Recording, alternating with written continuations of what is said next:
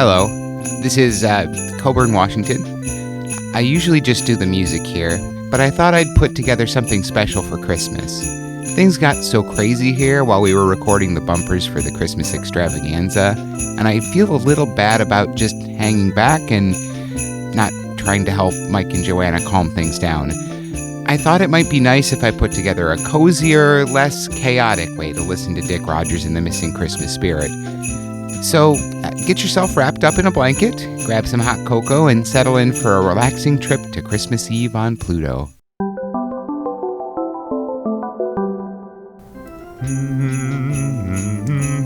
Oh, there you are, right on time. Come, gather round and make yourselves comfortable. It's that time of year again where we all come together for the betterment of our fellow man.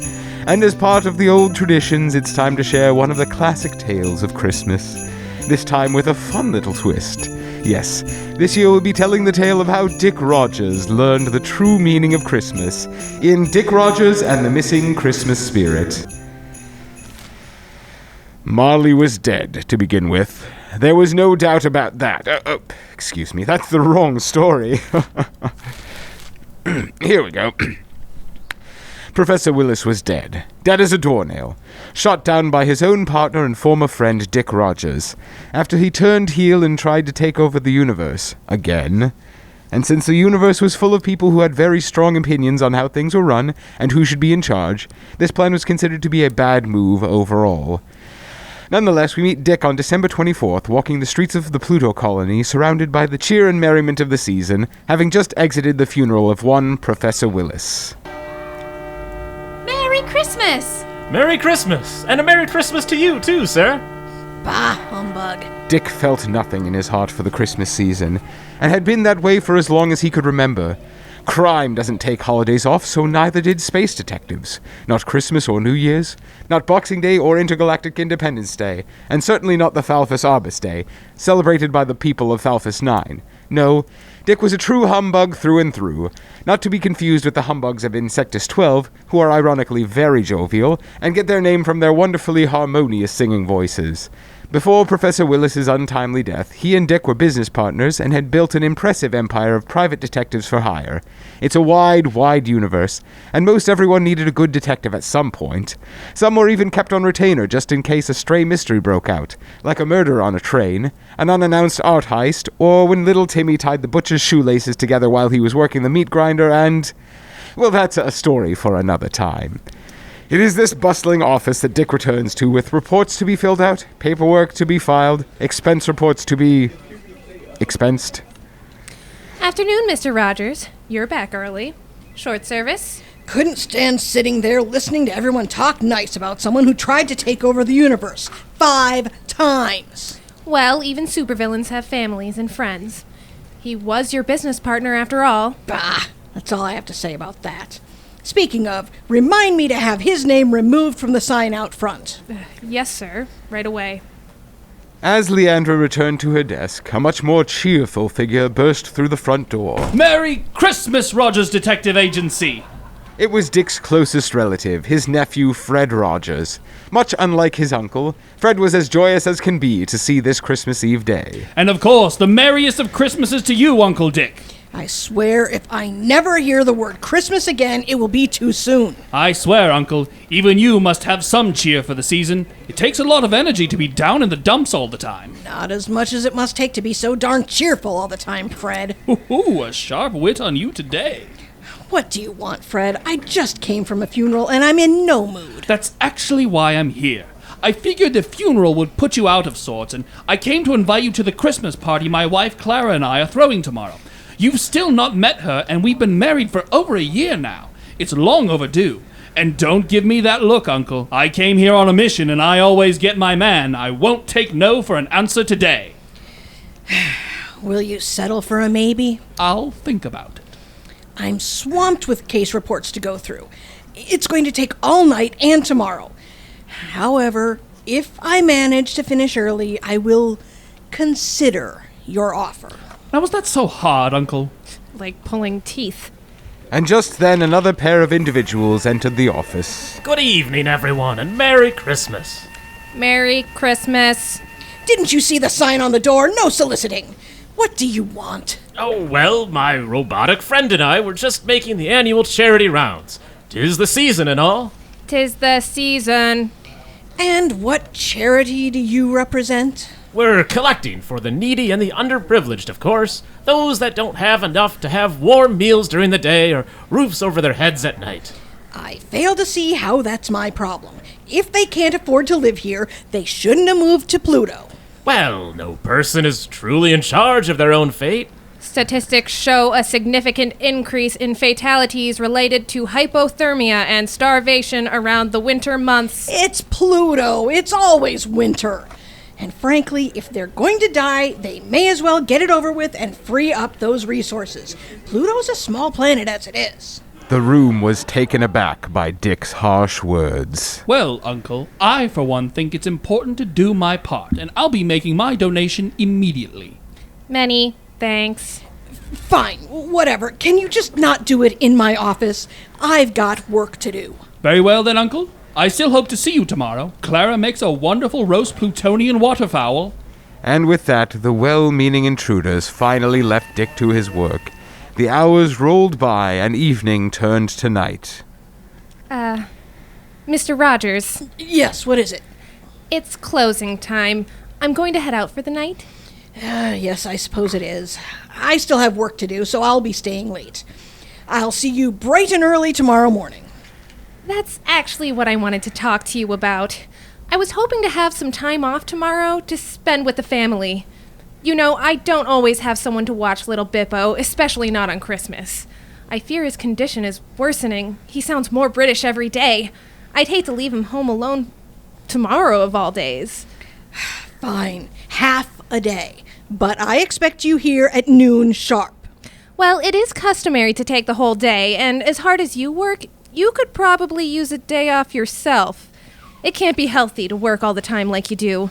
I know full well what the custom is, but you should know that mysteries don't solve themselves. So half a day, or you'll be trying to solve the mystery of where your missing paychecks went. Fine. I'll see you tomorrow then. 12 o'clock, not a second later. During the holidays, we all want our homes to be festive and inviting.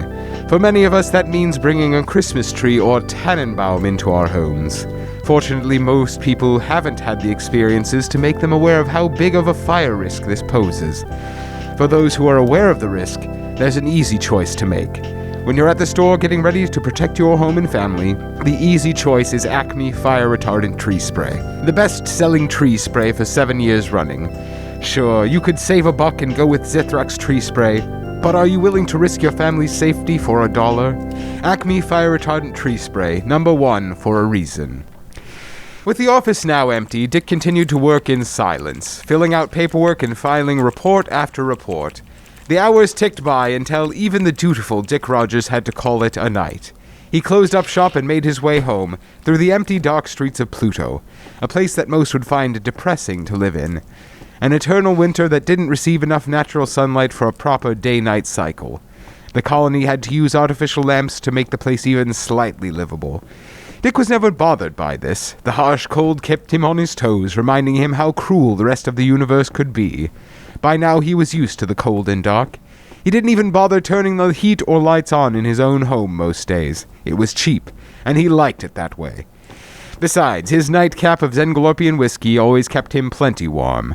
But as Dick Rogers returned to his home that evening, he could not shake the feeling that something was off. His detective sense told him he was being watched or followed. He quickly shut and locked the door behind him. He looked out his windows but saw no one outside his home. But he did hear something upstairs. Footsteps and something dragging on the floor, almost like chains. Dick drew his laser pistol and rushed upstairs to meet his intruder. Whoever's there, I'm a gift detective, and I'm armed, so you'd better come out with your hands up. But he found no one. Dick searched every room and every closet, under every bed and couch, but found no trace of any kind of intruder. Maybe Leandra's right. I might be working too hard. I'm starting to hear things. Dick made his dinner and settled in for the night in front of the television, his favorite channel, the Coyote 24-Hour News Network. And today was the funeral for notorious supervillain Professor Horatio Willis, who tried to blow up Neptune 3. Willis's plot was foiled by his own longtime partner, Dick Rogers, and the professor was killed in the process. Dick had trouble focusing on the news story. For some reason, it felt like the image of Willis on the television was looking at him. It sent a chill down his spine as he tried to change the channel. But each time he tried, all he could see was the same image. He banged on the remote and tried changing the channel again, but the image only became larger and larger until... Dick Rogers! The image of the deceased Professor Willis emerged from the television. His visage was pale, his body wrapped in chains. Dick Rogers, I come to you with a grave warning from the beyond. The spirit of Christmas has vanished from your heart, and now you must repent. Wait, what? You never cared about Christmas when you were alive. What? I would always go out and buy the tallest space tree in the lot to decorate the office. Even this year, before I got carried away, Leandra and I spent hours stringing up lights and hanging lengths of garland. Wasn't that just for show for the clients? Besides, I know buying the biggest tree was just a way to get the biggest tax write-off. I'm actually hurt. First you ruined my completely reasonable plan to control the universe, killing me in the process, I might add. Now you question my love for Christmas? It just seemed so cynical. Well, I knew you wouldn't approve, so I had to pretend, didn't I? Anyway, that's not why I'm here.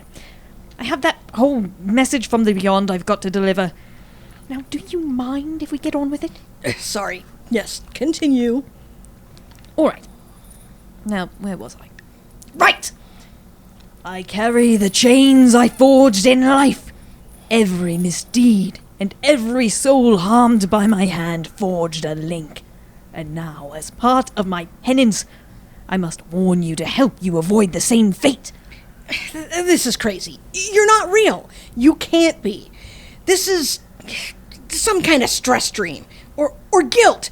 I just, I feel bad for killing you, and now I'm having a nightmare. Do you? Do I what? Feel guilty for my death?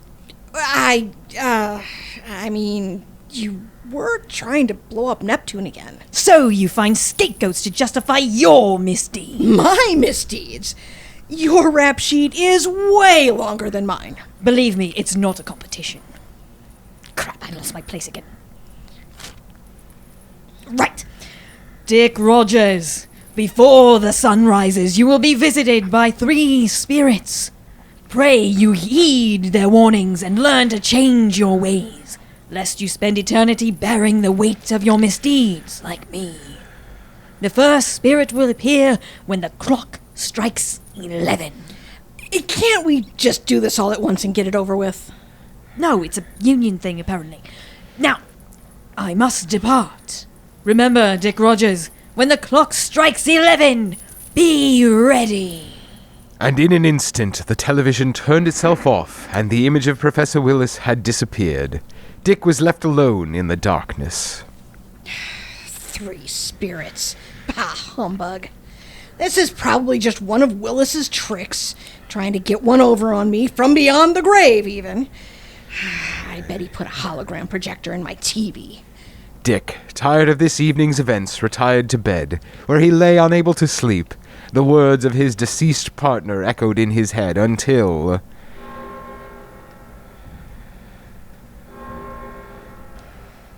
And before Dick could rise from his bed, a bright light burst through his window.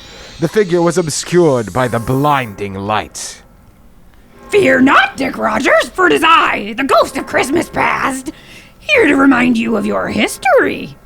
Wait, trouble? Psh, it's a seasonal gig. Does this mean you're dead? Don't worry about it. And away we go to view Christmas is long past. And with a wave of their hand and a flash, the two were transported to a new scene, a classroom full of young detectives in training. So, does this time travel trip operate on Terminator rules? What? Why? Well, I mean, I didn't expect to show up naked. What? Oh. Hold on. Let me cover up with my towel. I don't want to know where you've been keeping that. Rule number 1 of the universe, never go anywhere without a towel. Anyway, the two were transported to a classroom full of young detectives in training. I don't remember this room. Sure you do. Look, there you are at your desk. Why am I a grown man? Isn't this supposed to be my childhood? Dick Rogers, are you ready to earn that extra credit for graduation? Why, yes I am, Mrs. Swallow, as long as you're sure your husband won't interrupt us. No. This is all wrong. You got the wrong guy. This is my double, Dick Rogers, porn star. This is one of his movies. Oh, sorry about that. Most people we do this for don't have doppelgangers. Let me try again. And with another flash, Dick and Trouble were transported to a lively Christmas party. Music and sounds of merriment suffused the air. There were gay decorations, sumptuous food, and merry revelers cutting a rug on the lighted dance floor. Okay, this I remember. This was Maurice Sommelier's last Christmas party. He was my old boss before I went into business with Willis. Jeez, I forgot how he went all out for these things. He rented out the entire Nakatomi space station for this. All right, everyone. Simmer down for a moment. I have something I'd like to say. I've lived a long and varied life, but this year has been one of the best. I'm lucky and grateful to have you all here with me today. I wish you all happiness and health for the next year, so we can all gather again next Christmas. A toast to you all. All right, enough sappy words. Clear the dance floor, I'm about to bust loose. Everyone seems to be having a good time. Funny, I don't see you, Dick. Yeah, that's because I was over in the corner spiking my own punch. It was already spiked, but not enough for my liking. And who's that with you? That would be Janet, my ex-wife. Well, my fiancé at the time. I still can't believe he spent this much on all of this. It's a wonder he doesn't run his finances into the ground. Oh, lighten up for once, Dick. It's Christmas. Try to have a little fun. Hard to do that when there are cases to be solved. Crime doesn't sleep, and it doesn't take a holiday. Can we not do this for once? Just for Christmas. Please. Fine. I need to get some air. It's a space station. The air is the same everywhere. You better not be going out to smoke. I told you to quit that. I know what I said. I see you've always been a party pooper. The job came first. That's always been my M.O. You can't tell a victim's family, sorry, we can't catch the guy who did this. We have a Christmas party to go to. As Dick Rogers of days past left the party, he crossed paths with an uninvited guest. Oh, sorry, buddy. Oh no, excuse me and my friends. We were just late for the party. Here, let me get that door for you. Who's that guy? Franz Fruber, one of Maurice's ex-partners. Bought him out of the business. I thought Maurice had invited him to bury the hatchet over the whole thing.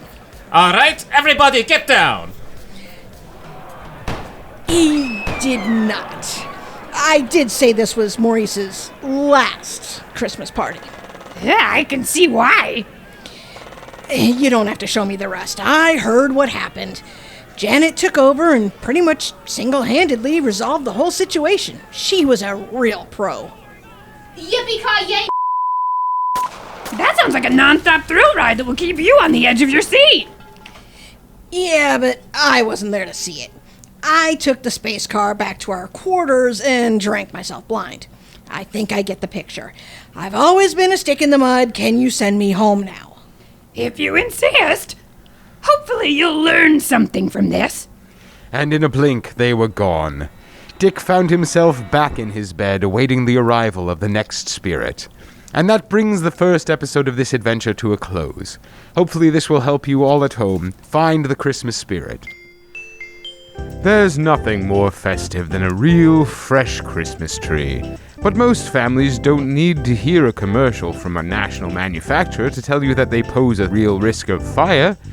But when you're at the store looking for a fire-retardant tree spray, you may be tempted to think that Acme Tree Spray is the best option. If you look closer, you'll see that Zithrax tree spray is available everywhere Acme is available. Also, Zithrax product scientists have done extensive testing and found that Zithrax tree spray is every bit as effective as Acme while being much more economical. Don't fall for scare tactics from Acme.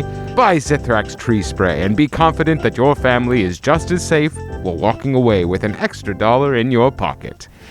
So join us again next time for the second episode of Dick Rogers and the Missing Christmas Spirit. A Merry Christmas to you and yours at home, and Happy Holidays to everyone else. Until next time.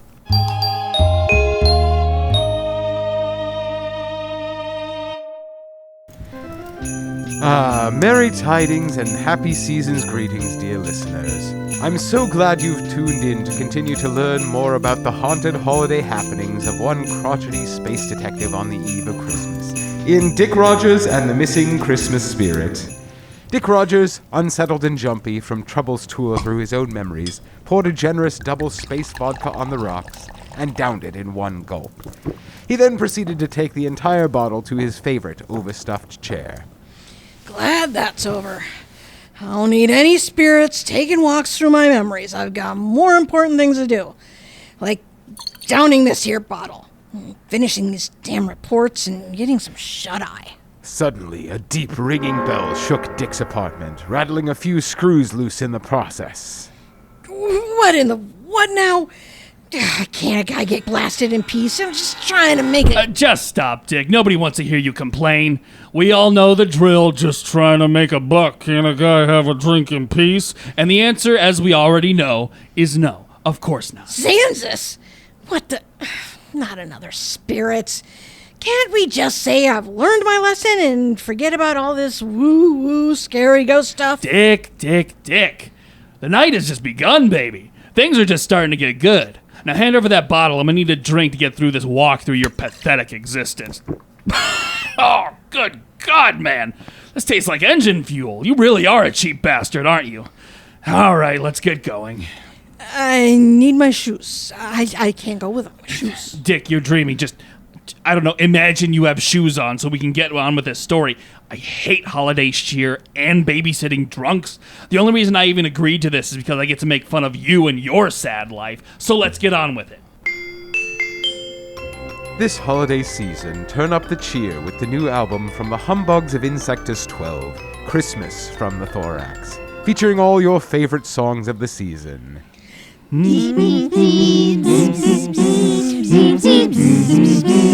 The Humbugs are proof that you don't need a circulatory system to melt hearts. You'll never say bah to these humbugs.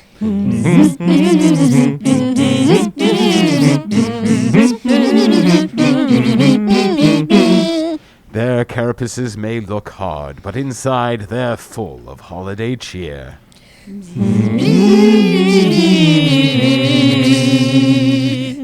And who could forget the true meaning of the season?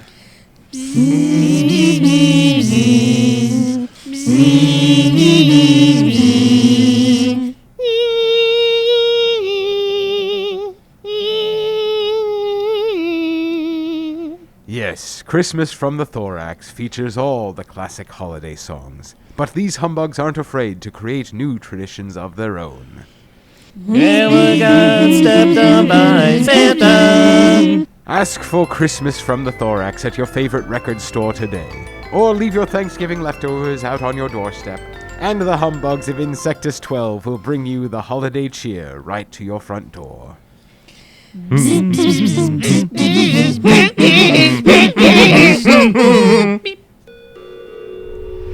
Dick found himself lost in a swirling mist. He was starting to regret having that second drink. The scene started to resolve itself, but Dick had had enough. It was time for him to shut out the world and sleep off his woes. Dick, do not fall asleep. All right, I'm awake. Where the hell are we? This place looks quite festive. And it's disgusting. Just shut up and watch. What they saw was a tidy suburban home with tasteful Christmas lights and decorations, but also with a GIF officer standing at the door. Why, thank you, officer, for coming so quickly. And on Christmas Eve, I was so scared when I heard the thieves downstairs. I simply reacted as best I could, but I feel much better now that you're here. Well, little lady, by the looks of it, you did a pretty good job getting these bad guys restrained all by yourself. I'm glad I earned my knot-tying merit badge in the Space Girl Scouts. Let's say we work together to teach these crooks a lesson, and you teach me how you tied those knots. Yeah, this is not my present! No, but I think it's mine. Merry Christmas to me. Can I get a copy of this? Perfect. Now, where were we? Oh, yeah, your life is way more pathetic and sad. Let's get to it. The mist swirled again before revealing the dark and cold exterior of a rundown house. Dick could clearly tell they were seeing a scene taking place right here on Pluto this time. All right, Dick, do you recognize this house? No. Is it one of my former girlfriends? This here house belongs to none other than your employee, Leandra Cratchit, and her companion, Bippo. It's Christmas Eve, and Bippo is home alone because of you, Dick. What? I don't... Don't tell me you don't remember yelling at Leandra to stop bringing that godforsaken creature into the office if you can't keep it quiet. Well, he did contract that condition that makes him sound British. My teeth are way too nice for that accent. Stop lying to yourself, Dick. All right, so this Bippo... Do we know what this thing is? No? Okay, yeah. I don't think so. So your faithful employee had to leave this sad, ailing creature all alone in the night on Christmas Eve. And don't you just know it? A duo of damp delinquents happens to be sneaking around the area, casing the joint for homes to rob, while unsuspecting folks are at parties or lavish Europa vacations, or in the case of Leandra, forced to come to work and toil over some boring case. Seriously, Dick, I even give my henchmen Christmas Eve off. Crime doesn't take holidays, so I mean, my gang literally gets a paid day off. We all know it's only time sensitive because you're out of booze money and you need to get paid. Hey, I get paid double to solve the case by Christmas. Dick, the husband isn't cheating. He just likes to dress up in big furry animal outfits and give out hugs. Did you just solve it? Are you on my payroll? I didn't have to. He and I run in some of the same circles. But back to you. This is your story, Dick. So Bippo woke up from a nap on Christmas Eve only to find himself alone and afraid. Bippo? Aw, poor kid. Look, Dick, he's trying to make himself a meal.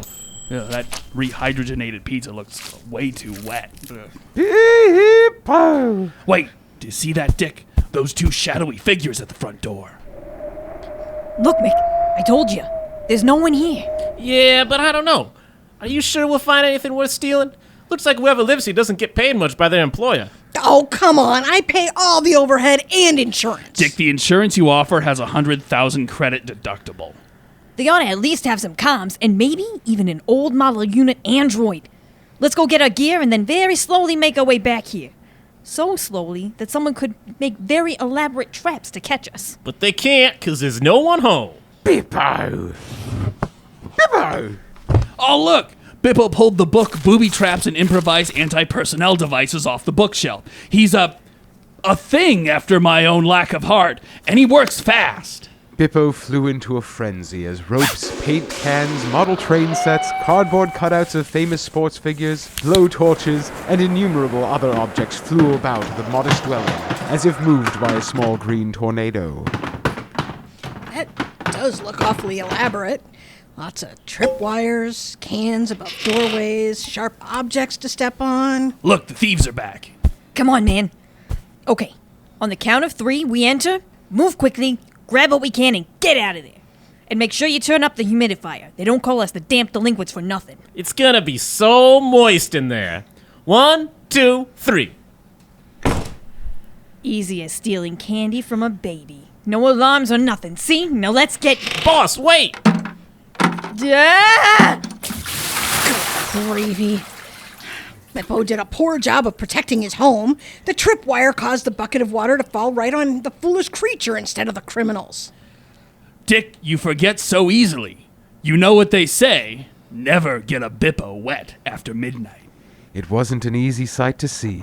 the normally tiny, adorable Bippo transforming from his customary blob-like form into a nearly human-sized monstrosity, all scales, teeth, and thin, powerful limbs. Bippo! And what transpired after that is best not elaborated on verbally. Well, look at that. Bippo managed to defeat those thieves. All right, let's wrap this up. I've got a date tonight, and I think we're going to stay in and watch a movie. So, things are fine? Wait, isn't this the part where I feel bad about how I treat Leandra and Beppo, and you encourage me to be a better, more generous person? How am I supposed to feel bad when Bippo managed to save the day all alone and looks perfectly content snacking on...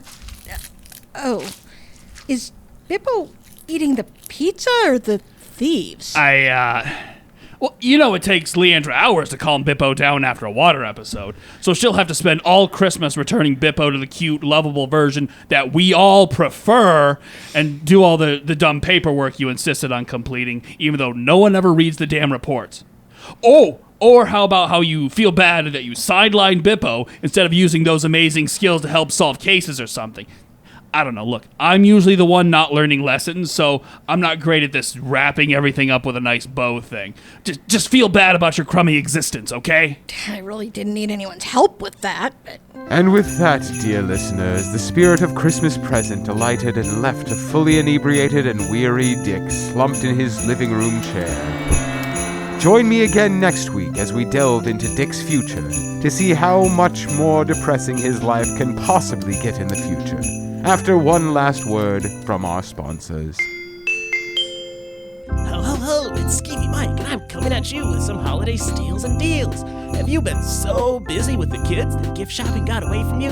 Are your in-laws driving you up the wall? Does your husband come home later and later these days, smelling like cigarettes and cheap whiskey? Would you put literally any wrapped present under your tree at this point to preserve some semblance of normalcy for the kids before your marriage collapses next month? Then have I got a deal for you! Swing by Skeevy Mike's pop-up shop next to the dumpster behind the mall. We've got pre-wrapped gifts. We've got stockings with select names on them. We've got... Wow, I could probably grab this 50-inch TV here. Hello? Is someone there? Oh, Bob Cratchit. Santa? Daddy, it's Santa! Sweetie, stand back. That is not Santa. I'm calling the cops. Well, that's all the time we've got now, folks. Look for the guy in the red suit by the dumpster behind the mall. See you soon. Yeah, there's a man dressed as Santa in my house. No, he's not the real Santa. Can you send someone? This guy is stealing my TV. Ho, ho, ho! Glad tidings and best wishes, dear listeners. Welcome back once again to Dick Rogers' Space Detective for this special Christmas Eve episode. As you'll recall, our hero has already been visited by two spirits bearing visions, not of sugar plums and toys, but Christmas past and present. But before we rejoin our hero, a word from our sponsor. This year, when all your family is around the table ready for that Christmas feast, remember your friends at the Zithrax family of companies. This year, let us handle the turkey with the Zithrax Organic Lab-Grown Christmas TRKY. Remember, that's TRKY for legal reasons. Paired with the Zithrax Self-Cooking Radiation Pod, the Organic Lab-Grown Christmas TRKY will be prepared in minutes with minimal radiation leakage. Just be sure to take your Zithrax Potassium Iodide at least 4 hours before ingesting the Zithrax Organic Lab-Grown Christmas TRKY, and your Christmas will be one to remember. Disclaimer: in case of mutation, please keep a Zithrax brand Christmas TRKY Emergency Blaster Rifle on hand. Zithrax brand Christmas TRKY Emergency Blaster Rifle sold separately. The Zithrax company is not responsible for any injury or damage to self, property, friends, or loved ones in case of radiation emergency. Please keep all small vents and crevices closed when cooking the Zithrax Organic Lab-Grown Christmas TRKY in case of escape attempts. If an escape occurs, please contact the Zithrax Emergency Services at the number listed on the TRKY's label. In case of rapid growth, please contact Traditional Emergency Services. The Zithrax Organic Lab-Grown Christmas TRKY. Make it the centerpiece of your Christmas dinner this year and for many years to come. Hey, wait. Did it just move? Once again, we find Dick slumped in his living room chair. First trouble, then Extravaganzas. I swear these ghosts better not follow the rule of threes or I'll... Just then, Dick was startled by the sudden appearance of an abnormal apparition in his abode. Its form was shrouded in a flowing black robe, and a hooded cloak covered its head. Great, now who's here? The third ghost only pointed one long, accusing finger at Dick. What do you want from me? I haven't got all night here. I have expense reports to deny. The ghost raised his shrouded head as if to speak, but only a dread rattling sound emerged. So you can only make sounds that are vaguely disturbing and remind me of death? Great, this'll be a fun one. The ghost seemed to float closer, finger remaining held and fixed at Dick. What the heck are you pointing at? My arm? My wrist communicator? Well, what about it? Oh, hey, look. Software update. Boss, you really haven't downloaded version 6.9 yet? How do you expect to be able to communicate with spirits? My plans for Christmas Eve never included chatting with ghosts. Besides, I heard that it would rearrange all the icons on my home screen. Yeah, that'll happen sometimes, boss. And, you... Who are you? You sound familiar, but I can't see your face. Oh, right, the hood. Remember me, boss? Nope, not a clue. I was your sidekick, assistant, junior detective. I thought those other guys hammered home how poorly you treat your staff, but this is like the cherry on top. Hey, there's a lot of turnover when you run a space detective agency. Why don't you tell me your name and we can get on with this haunting? A haunting? Oh, this ain't a Halloween episode, boss. Anyway, I'm Harry, remember? I just started working for you, and then the ship we were on was drifting through space, and then I got us through the emergency hatch, and we were rescued. Yeah. We got picked up by those two broads who invented the first warp drive. Boy, that kind of uncultured comment almost deserves its own ghost visit, boss. Did you come here to lecture me or to show me spooky visions? In a way, both, but let's get going. Dick found himself and Harry standing outside a lovely little home in the countryside. Snow frosted the roof and the eaves, but the glow emanating from the windows spoke of warmth and love. All right, boss, take a gander at a Christmas Eve that is yet to come. Hey, how come I'm still dressed after we jumped? With the first guy, it was Terminator rules. Boss? No, ghosts can pretty much bring you anywhere with anything you have on you. We just can't interact with anything in the vision. If a ghost brought you somewhere naked, oh boy. Listen, there's a number you can call. I think I have a card somewhere in the road. Never mind that. It wasn't any trouble. Well, let's take a look inside this lovely home and see what is to come, boss. Now Dick and Harry surveyed the scene from the corner of the living room. That's Janet! And me! Do we get back together in the future? I'm so glad we're here in our new house for Christmas Eve. That tree is so big, I don't know how you ever got it through the front door. Oh, I know a thing or two about handling timber in tight spaces. I never imagined things working out like this, but after that space detective thing went big, I knew I had to hang up my trench coat and spend my days here with you. This is actually a pretty great outcome, all things considered. Oh, look, we have two adorable kids over there watching the Zithrax Christmas special. Daddy, can we just open one present tonight? Not until tomorrow, Tom. You know what I say. In this house, Christmas doesn't come until I say it does. Aw, but that's so far in the future. Shh, this is my favorite part. Well, Bob Cratchit, you ought to go out and buy yourself the new and improved Zithrax Coal Scuttle straight away. Boy, if anything, this looks like the porn star Dick Rogers in his life you're showing me. Oh no, this is a version of what could be your life if you changed your ways. I wanted to break with the tradition and give you a goal to shoot toward rather than something horrible to avoid. Really? That's not how the story goes. That's pretty bold claims from the guy who can't see the future, boss, but we're off to the next vision. The cheerful domestic scene before them shimmered and flickered out as a new setting emerged. A space chapel. Pews filled to the brim with hundreds of mourners filling every row. Near the altar, the usual Christmas Eve nativity scene for the children's pageant, but also a large, decidedly ominous coffin. Years from that happy scene, we come to the mournful end of Dick Rogers, boss. Faithful, I wish that I could say that this was an ordinary Christmas Eve. I wish that we could have our children perform the Christmas pageant and send us home to our loved ones with full hearts and cheerful minds. But, alas, this is an extraordinary Christmas Eve. Our own dear beloved Dick Rogers. Beloved? Not only do I get back with Janet and retire, I start going to church? Not now, boss. It's getting to the good part. Was horrifically dismembered in an industrial accident. It is hard to imagine carrying on with our normal Christmas Eve service under such circumstances, but he always insisted that we combine the funeral with the pageant if it happened within 3 days before the 24th of December. After the voters' meeting, we have all agreed to honor his wishes. That's a pretty specific will and testament you might end up writing, eh, boss? Now, Janet Rogers has a few words to say. She looks as good as ever. I always thought black was her color, but she said it reminded her of death somehow. Thank you all for gathering here today. This has been a trying time for all of us, but I feel grateful that we can gather together and celebrate a life well lived. I like to think that Dick came into all of our lives like he did with mine. A bounty of joy almost exploding everywhere with his cheerfulness. Say, Harry, what's with that empty seat up toward the front? Every other spot in here is taken, and it's standing room only in the back. Ah, you finally spotted what might be missing. Take a closer look, boss. Our two companions made their way to the front, the faint, almost intangible shadow of humanity, as well as Harry the Ghost. Hey! Their eyes came to rest on a single chair with a golden sign on it that read, "Reserved for Dick Rogers."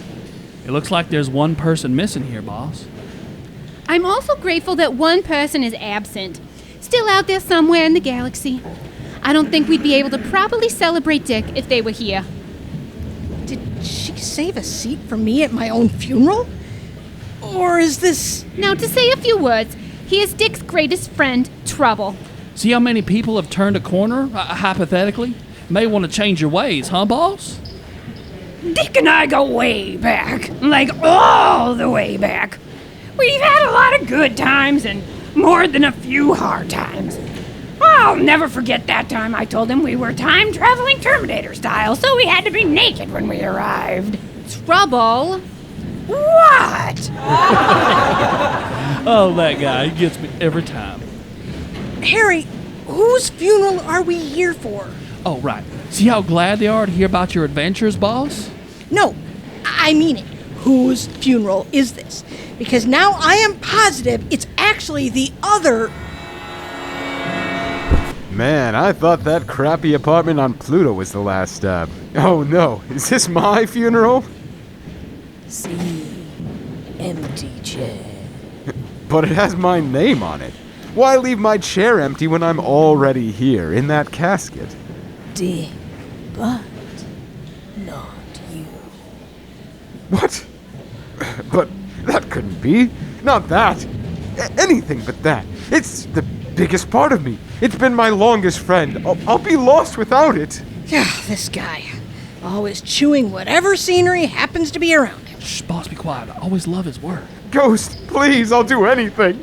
I'll never go near industrial machinery again. I'll always wear my Zithrax titanium athletic supporter.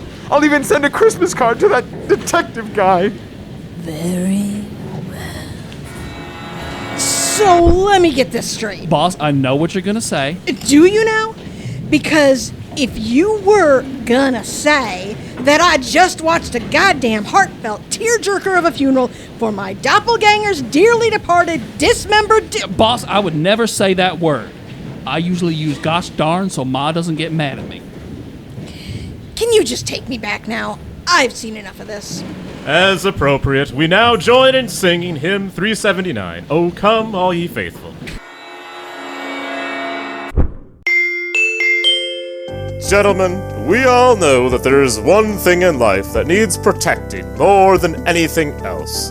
A part of ourselves that stands tall and proud in our hearts and minds, but is oh so exposed and endangered in our daily lives.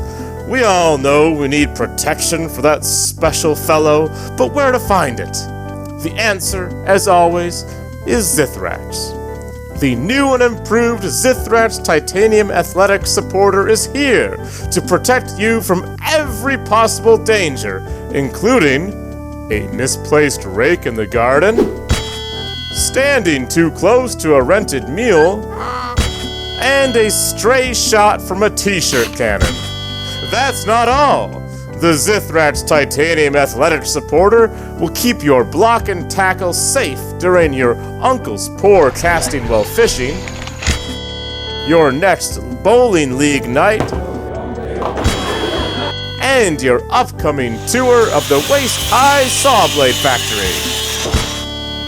Become a member of the Zithrax Titanium Athletic Supporter Club today. The only athletic supporter that is rated to handle horrific industrial accidents. It can be yours at the low, low price of $49.99. The Zithrax Titanium Athletic Supporter, because it shouldn't cost you an arm and a leg to protect your foot and a half. What? Harry? Dick awoke to find himself in his living room chair, staring at the remains of his Christmas Eve feast. A resoundingly empty bottle of vodka. Far off, a series of bells struck midnight. But if that was real, I've got it! Dick ran to the window and threw open the sash. Remember when windows had sashes? So Victorian. You there, young boy. What day is it? Me? I'm not a young boy. I'm a temporarily unhoused person. Vagrant, whatever. What day is it? Earth Day is a Pluto days. Because the 247-year orbit and the 6-day rotation, it's mathematically difficult to map Pluto's days to... You know which one I mean. Why, it's just past midnight. It just became Christmas Day, sir. You know that handle of Earth whiskey in the shopkeep's window? Of course. I slept under its watchful glow last night. Here's a 100 credit chip. Go buy it and a carton of smokes right this instant. Really, sir? Come back in 10 minutes and I'll buy you a handle as well. Oh, this truly must be Christmas Day, and not just some Plutonian orbital coincidence. Now that the refreshments are handled, let's focus on the task at hand. I need to secure this place against future ghost intrusion. But who am I gonna call? Across town, where Leandra had just managed to get Bippo calmed down and ready for bed. Hello? Dick? Why are you calling me after midnight on Christmas? You agreed that this was a holiday, Dick. Never mind that. There's a mystery to solve. There's always a mystery to solve. That's why I need a day off, like this. This is different. I need you to help me stop ghosts from entering my house. Ghosts? You expect me to believe that... Listen, I've already been visited by 3 spirits so far. The last one said that I might be in for another. Dick, that's ridiculous. Ghosts always follow the rule of 3. Why don't I call you in the morning? There's 1,000 credits in it if you come here right now, and another 1,000 if you bring Bippo. Bippo? Bippo? I don't really know what he does when he goes all like he does, but I bet ghosts don't like it. Either way, get here and let's figure out how to bust the heck out of these ghosts. I'm getting the proton traps ready now. Thank you all for joining us and making Dick Rogers Space Detective part of your holiday season this year. On behalf of myself, the rest of the cast, and the station, I'd like to wish you a Merry Christmas and a Happy New Year. Thank you for getting cozy with Dick Rogers and the Missing Christmas Spirit. I hope you have a lovely holiday season and that you'll join us again January 27th for the next regular episode of Dick Rogers Space Detective. We're on Facebook at Dick Rogers Pod, on Instagram at Dick Rogers Space Detective, and Twitter at Rogers Space. And you can join the nerds on Patreon at patreon.com/space_detective. And make sure you subscribe on your podcast platform of choice. And maybe leave us a 5-star rating if you think about it. But be sure to join us for your next Dick appointment. Same space time, same space place. This episode's nerds are Nicholas Johnson as Coburn Washington, narrator, Dick Rogers porn star, Bippo, man, child, and Tom. Erica Wilson as Person 1, Leandra, Charity Robot, Little Lady, and Sally. Michael Storm as Person 2, Charity Person, Franz Fruber, Damp Delinquent 2, Skeevy Mike, Pastor, and Zithrak Spokesman. Wendy Wilward as Dick Rogers. Angela Ventris as Reporter, Trouble, Teacher, and Janet Rogers. Emily Anderson as Professor Willis, Maurice, Damp Delinquent 1, and Future Ghost. And Logan Wright as Fred Rogers, Zanzis, Harry, TV Scrooge, and Young Boy/Vagrant. Dick Rogers and the Missing Christmas Spirit was written by Logan Wright, Angela Ventris, and Michael Storm. Sound design by Michael Storm, music by Nicholas Johnson, audio editing by Nicholas Johnson.